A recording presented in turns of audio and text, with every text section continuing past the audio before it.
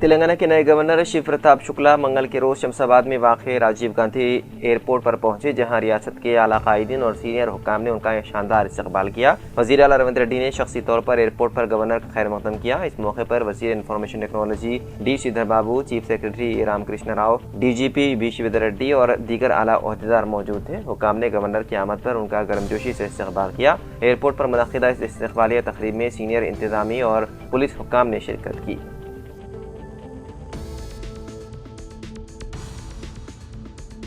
आंध्र प्रदेश के जिले मशरक़ी गोदावरी के राजमंड्री सरकारी अस्पताल में एक गैर मामूली वाक़या सामने आया, जहां ड्यूटी के दौरान रक़्स करने वाली 2 नर्सों को मुअत्तल कर दिया गया। इस वाक़े की वीडियो सोशल मीडिया पर वायरल होने के बाद महकमे सेहत ने फौरी कार्रवाई की। तफसीलात के मुताबिक ख़वातीन के आलम दिन से एक दिन कबल अस्पताल के सेमिनार हॉल में कुछ नर्सिंग अमले ने एक आइटम सॉन्ग पर रक़्स किया था। इस दौरान बनाई गई वीडियो सोशल मीडिया पर तेज़ी से फैल गई, जिसके बाद आवाम और मरीजों के रिश्तेदारों की जानिब से सख्त रद्द-ए-अमल सामने आया। तनक़ीद करने वालों का कहना था कि नर्सें अपने फ़राइज़ अंजाम देने के बजाय मरीजों को नज़रअंदाज के रक़्स में मसरूफ़ थे, जो एक गैर जिम्मेदाराना और काबिल एतराज़ अमल है। मामला मंजर-ए-आम पर आने के बाद महकमे सेहत के आला ओहदेदारों ने इसे संजीदगी से लेते हुए फौरी तौर पर तहक़ीक़ात का हुक्म दिया। तहक़ीक़ात मुकम्मल होने के बाद जिला कलेक्टर कीर्ति चिकोरी ने 2 हेड नर्सों मर्सी और ऐश्वर्या को फौरी तौर पर मुअत्तल करने के अहकाम जारी कर दिए। हुकाम के मुताबिक इस वाक़े में रक़्स की हौसला अफजाई करने वाली मजीद 12 नर्सों को भी शोकाज नोटिस जारी किए गए और उनसे वदाहत तलब की गई। महकमे सेहत के अहदेदारों का कहना है कि सरकारी अस्पतालों में ड्यूटी के दौरान इस तरह की लापरवाही और गैर जिम्मेदाराना रवैया किसी भी सूरत में बर्दाश्त नहीं किया जाएगा और आइंदा इस तरह के वाक़यात को रोकने के लिए सख्त इक़दाम किए जाएंगे।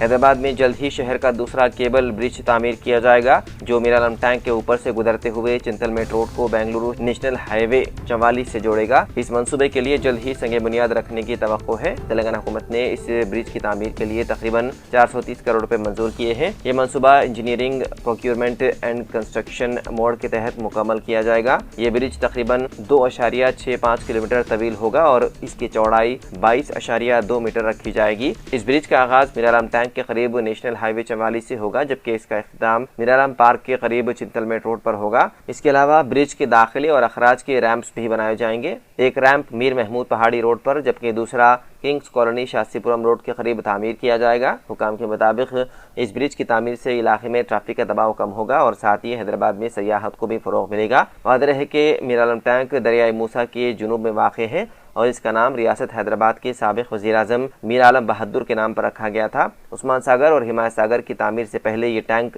हैदराबाद के रिहायशियों के लिए पीने के पानी का अहम जरिया हुआ करता था।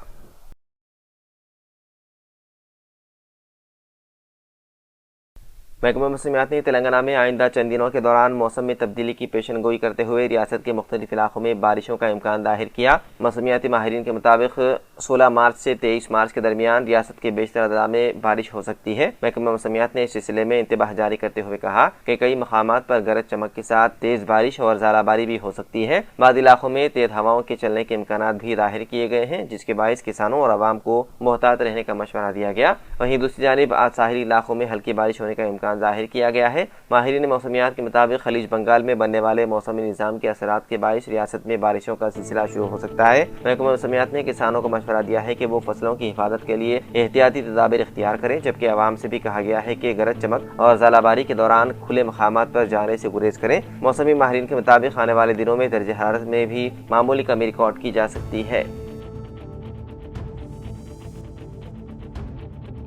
सैयद जलील अजहर सहाफ़ी व स्टाफ रिपोर्टर रोज़नामा सियासत की जानिब से जलील अजहर की रिहाइशगाह पर इफ्तार पार्टी का एहतमाम किया गया, जिसमें आर रंगाराजन, जनरल मैनेजर मौज़फ़ SBI निर्मल, SBI के chief manager J Ashok Kumar Nirmal, SBI branch के field officer Vinod Nirmal, SBI branch के अकाउंटेंट ऑफिसर मोहम्मद फ़हीम और इब्राहिम के अलावा निज़ामाबाद से सुपरिटेंडेंट इंजीनियर्स महकमे इलेक्ट्रिसिटी PB राजेश्वर राव, जो जलील अजहर के दरीना रफीक भी हैं, निर्मल में डिविजनल इंजीनियर की हैसियत से शानदार खिदमत के बाद अब वो निजामाबाद जिले के सुपरिटेंडेंट इंजीनियर के ओहदे पर फायज हैं। खासतौर पर इफ्तार पार्टी में शिरकत के लिए पहुंचे उनके हमरा class 1 contractor Ravi Yadav, Srinivas Rao, assistant divisional engineer महकमे electricity Sanjeev Kumar, assistant engineer महकमे electricity doctor Ramakrishna, MS doctor U Subhash, अलहाज अब्दुल रहमान, मालिक मदीना होटल इस इफ्तार पार्टी में शरीक रहे, जबकि तमाम मेहमानों का खैर मकदम सैयद इस्माइल नासिर, डिवीजन रिपोर्टर रोजनामा सियासत ने किया। Mister PV Rajeshwar Rao, superintendent engineer महकमे बरखी निजामाबाद की सुपरिटेंडेंट इंजीनियर के ओहदे पर तरक्की के बाद पहली मरतबा आमद पर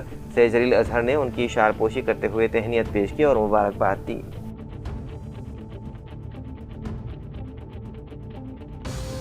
इसराइल पर ईरान की जानिब से ड्रोन और मिसाइल हमलों के बाईस पीर की रोज़ कई मरतबा खतरे के सायरन बजाए गए। उन हमलों में एक शख्स हलाक जबकि एक खातून जख्मी हो गई। इसी दौरान ईरान की जानिब से दागे गए एक मिसाइल के टुकड़े लगने से तेलंगाना के निजामाबाद जिले के कमरपल्ली से ताल्लुक रखने वाला एक हिंदुस्तानी शहरी तिरुपति भी जख्मी हो गया। इत्तलात के मुताबिक मिसाइल का टुकड़ा उसकी गर्दन में प्यूसित हो गया, जिसके बाद उसे फौरी तौर पर तल अवीव के एक अस्पताल मुंतकिल किया गया। अस्पताल के डॉक्टरों ने उसकी जान बचाने के लिए तवील सर्जरी की। अस्पताल के तर्जुमान के मुताबिक जख्मी शख्स को इंतहाई नाजुक हालत में अस्पताल लाया गया था। ताहम तिब्बी टीम की मुसलसल कोशिशों के बाद ऑपरेशन कामयाब रहा और अब उसकी हालत मुस्तहकम बताई जा रही है। वहीं तल अवीव में मौजूद हिंदुस्तानी सफारतखाने के अहदेदारों ने अस्पताल पहुंचकर जख्मी शहरी की इयादत की और उसकी सेहत की सूरत हाल पर मुसलसल नजर रखी हुई है।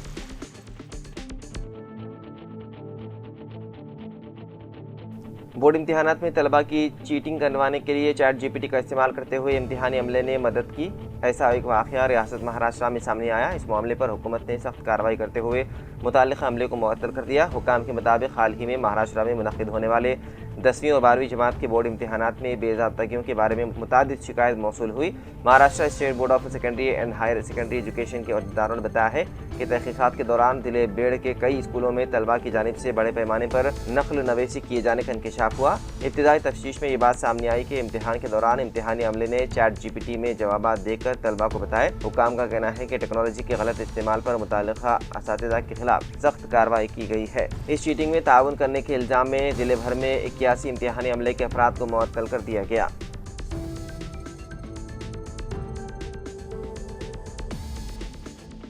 तेलंगाना के नए DGP के तौर पर सीनियर IPS अहदेदार CV आनंद का नाम तकरीबन तय पाने की इत्तलात मिल रही है। इस बात पर जोरों शोर से बहस जारी है कि मौजूदा DGP शिवेंद्र रेड्डी की मियाद रवा माह के आखिर में खत्म हो रही है, जिनकी जगह CV आनंद का तकर्रुर मुतवक्के है। 1992 बैच के CV आनंद रियासत के पुलिस अहदेदारों में सबसे सीनियर हैं, जबकि मौजूदा DGP शिवेंद्र रेड्डी का ताल्लुक 1994 बैच से है।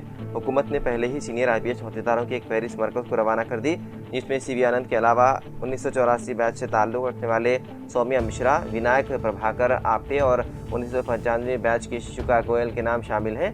ताहम सीनियरिटी और इंतजामी सलाहियतों की बुनियाद पर हुकूमत CV आनंद के नाम पर संजीदगी से गौर कर रही है।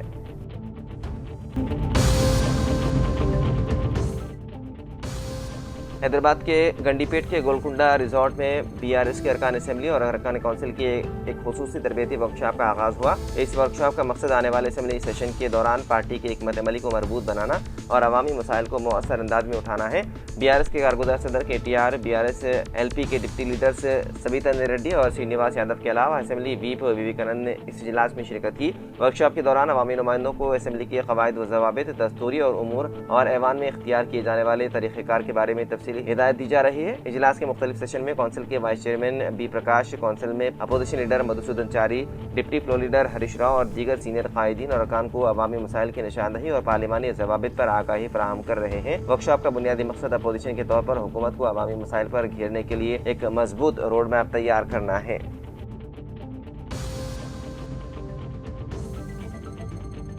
तेलंगाना के नागर कर्नूल के पोल्ट्री फार्म्स पर मुहलिक वायरस के हमले ने किसानों को शदीद तशवीश में मुब्तला कर दिया। एक ही दिन में तकरीबन 10,000 मुर्गियों की हलाकत से पोल्ट्री सनत में हलचल मच गई।